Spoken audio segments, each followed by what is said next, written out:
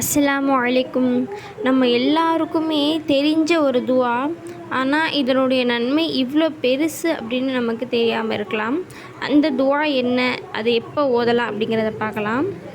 அனுதினமும் இந்த துவாவை நம்ம ஓதுறதின் காரணமாக ஈருலக நன்மையும் நமக்கு கிடைக்கும் என்பதாக நபி ஸல்லல்லாஹு அலைஹி வஸல்லம் அவர்கள் அறிவிச்சிருக்காங்க. ரப்பனா ஆத்தினா ஃபித்துன்யா ஹசனத்தம் வஃபில் ஆஹிரத்தி ஹசனத்தம் வகைனா அஸாபன்னார். இதனுடைய பொருள் பாருங்கள்.